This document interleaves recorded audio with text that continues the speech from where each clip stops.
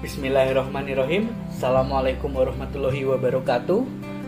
Baik, langsung saja kita mulai kuliah kita, yaitu dalam mata kuliah Hukum Investasi dan Pasar Modal Syariah.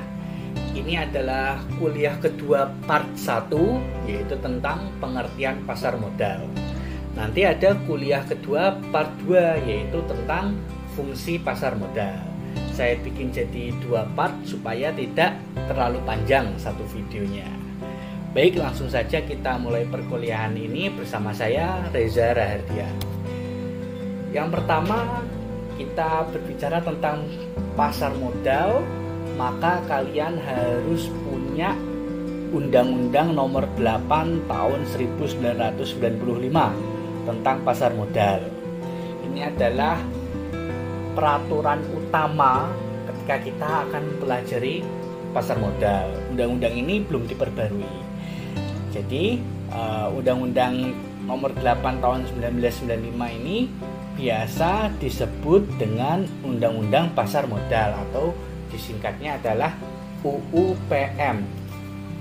Nah, dalam pasal 1 angka 13 UU PM, pengertian pasar modal adalah kegiatan yang bersangkutan dengan penawaran umum. Ini kata kunci yang perlu kita garis bawahi. Dan perdagangan efek, kata kunci kedua yang harus kita garis bawahi. Lalu selanjutnya perusahaan publik yang berkaitan dengan efek yang diterbitkannya. Nah, perusahaan publik kata kuncinya. Serta lembaga dan profesi yang berkaitan dengan efek. Kata kunci yang terakhir, lembaga dan profesi. Baik, ini adalah kata kunci yang perlu kita ingat-ingat mengenai pengertian pasar modal. Yang pertama adalah penawaran umum, yang kedua adalah perdagangan efek, yang ketiga adalah perusahaan publik, yang keempat adalah lembaga dan profesi, tentunya yang berkaitan dengan pasar modal. Nah, yang pertama tadi, kata kunci yang pertama, penawaran umum.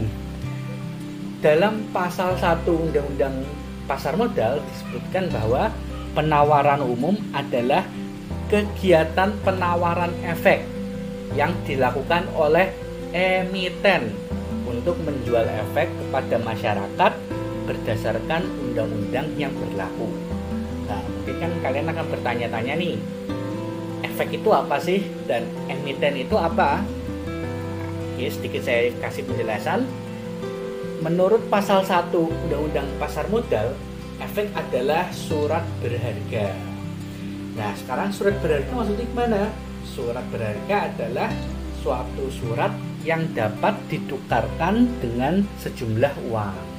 Nah, ini adalah salah satu bentuk contoh efek atau surat berharga, sama aja, yaitu adalah surat pengakuan utang, surat berharga komersial, saham, obligasi, tanda bukti utang, unit penyertaan kontrak investasi kolektif, kontrak berjangka atas efek, dan setiap derivatif dari efek. Jadi efek sama surat berharga itu sama aja ya. Nah, sekarang kita coba lihat pengertian surat berharga menurut ahli. Pertama dari Abdul Qadir Muhammad, surat berharga adalah surat yang dapat digunakan sebagai pembayaran sejumlah uang. Lalu menurut Wiryono Projodikoro, surat berharga adalah surat yang bersifat seperti uang tunai yang dapat dipakai untuk melakukan pembayaran dan juga dapat diperdagangkan. Jadi suratnya berharga, bukan surat biasa, bisa punya nilai uang. Intinya seperti itu surat berharga. Lalu selanjutnya, apa itu emiten? Dan masih sama dalam pasal 1 Undang-Undang Pasar Modal, emiten adalah pihak yang melakukan penawaran umum. Nah, oke, ada gambaran ya. Emiten itu adalah nama suatu pihak. Pihak yang mana? Pihak yang melakukan penawaran umum. Nah, sekarang penawaran umum itu apa? Inti dari penawaran umum adalah kegiatan suatu emiten dalam menjual efek. Oke, Tadi sudah tahu emiten itu adalah pihaknya dan efek adalah surat berharga. Oke, jadi menjual surat berharga itu dilakukan oleh emiten. Nah, kegiatan tersebut disebut sebagai penawaran umum. Sekarang selanjutnya, kata kunci tentang pasar modal selanjutnya adalah perusahaan publik. Apa itu perusahaan publik? Perusahaan publik adalah perseroan yang sahamnya telah dimiliki sekurang-kurangnya oleh 300 pemegang saham dan memiliki modal di setor sekurang-kurangnya 3 miliar rupiah atau sejumlah yang ditentukan pemerintah dalam peraturan lain. Nah, inti dari pengertian perusahaan publik adalah perusahaan publik itu dapat menjual sahamnya kepada masyarakat umum. Nah, karena bisa menjual sahamnya kepada masyarakat umum itulah namanya perusahaan publik. Kalau perusahaan tertutup tidak bisa menjual sahamnya kepada masyarakat umum. Nah, untuk mempermudah pemahaman, ini ada contoh nama perusahaan terbuka dan tertutup. Nah, ini contoh yang terbuka ya seperti kita ketahui, Bank BRI, Telkom dan lain sebagainya. Nah, maksudnya gimana? Berarti karena BRI dan Telkom itu adalah perusahaan terbuka, maka sahamnya dapat dijual kepada masyarakat umum. Nah, kalau perusahaan tertutup, ini contohnya ada PT Salim Group, PT Bakri Group dan lain sebagainya, sahamnya tidak bisa diperjualbelikan kepada masyarakat umum, hanya kalangan tertentu saja, seperti itu. Sekarang kita akan bertanya ya, jika perusahaan publik dapat menjual saham dan saham itu adalah efek, jadi apakah perusahaan publik itu emiten? Kan emiten adalah pihak yang melakukan penawaran umum, atau dengan kata lain, emiten adalah pihak yang melakukan jual beli efek. Jawabannya ya, betul. Perusahaan publik adalah salah satu contoh emiten. Tapi ingat, ada juga loh emiten yang tidak termasuk perusahaan publik. Oke, jadi paham ya? Emiten tuh ada banyak.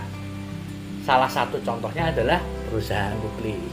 Tapi tidak semua emiten adalah perusahaan publik. Kenapa? Karena ada yang namanya perusahaan tertutup. Perusahaan tertutup belum dapat memenuhi syarat menjadi perusahaan terbuka. Yaitu syaratnya apa tadi? Punya 300 pemegang saham dan punya modal 3 miliar. Perusahaan tertutup biasanya menjual obligasi atau menjual saham tapi tidak kepada publik, hanya kalangan tertentu saja karena belum siap menjadi perusahaan publik. Nah, ini kita mungkin akan bertanya sih, obligasi itu apa, gitu kan? Nah, ini ada sedikit penjelasannya. Sekilas saja ya tentang obligasi, yaitu dalam Keputusan Presiden RI nomor 775 tahun 1982. Obligasi adalah jenis efek ya, masih ingat kan tadi efek adalah surat berharga berupa surat pengakuan utang atas pinjaman uang dari masyarakat dalam bentuk tertentu untuk jangka waktu yang sekurang-kurangnya 3 tahun dan menjanjikan imbalan bunga yang jumlah serta saat pembayarannya telah ditentukan terlebih dahulu oleh emiten. Jadi intinya bahasa sederhananya, obligasi itu adalah surat bahwa yang mengeluarkan obligasi itu sudah berhutang, punya utang. Jadi contohnya kayak, nah seperti ini nih. Intinya penerbit obligasi adalah pihak yang berutang dan pemegang obligasi adalah pihak yang berpiutang. Oke? Penerbit obligasi adalah yang punya hutang dan yang pemegang obligasi adalah yang memberi hutang.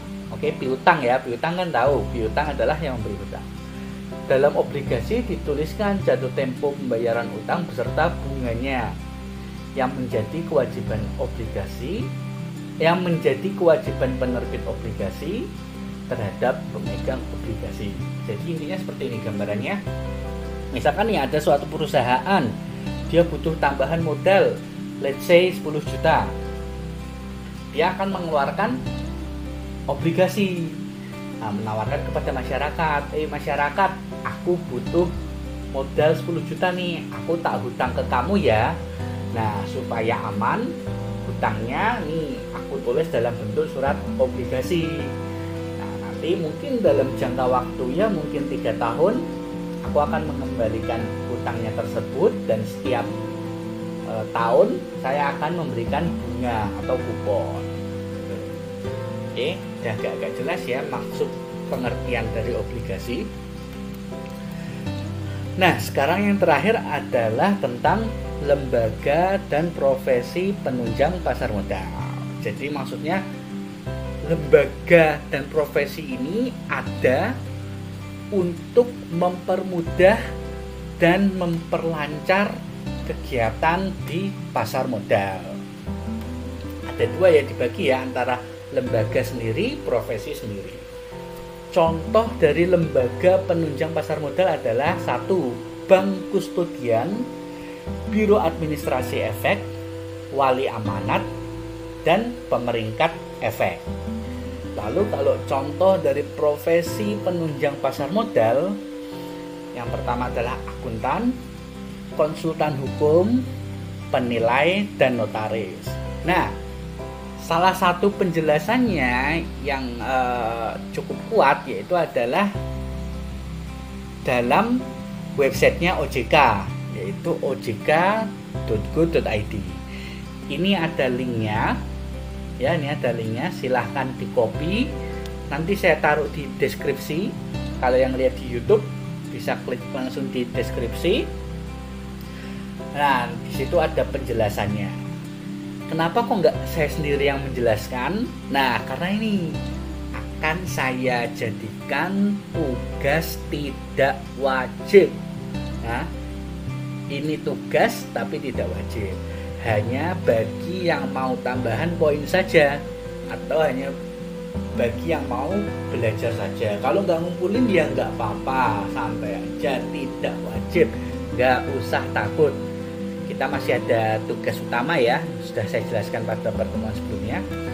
Tugasnya apa? Tugas tidak wajib ini kali ini itu adalah jelaskan masing-masing contoh dari lembaga dan profesi penunjang pasar modal. Ini ya, jadi ini tugasnya. Silahkan kalian mau jelaskan 1, 2, atau semuanya. Boleh ngambil dari sumber manapun. Dari buku boleh, dari website manapun boleh, dari jurnal pun boleh, dari website OJK ini juga boleh, silahkan ya. Nggak harus semua, mau 1, 2 atau berapapun terserah, 1 pun boleh. Gitu ya. Kumpulkan melalui WhatsApp group dalam bentuk voice note atau video. Pilih salah satunya, gitu ya. Maksimal waktunya seminggu, jadi sampai pertemuan minggu depan. Itu tugas tidak wajibnya. Baik, saya kira cukup perkuliahan pada hari ini. Terima kasih atas perhatiannya. Sampai jumpa pada materi selanjutnya, yaitu tentang fungsi pasar modal. Terima kasih. Wassalamualaikum warahmatullahi wabarakatuh.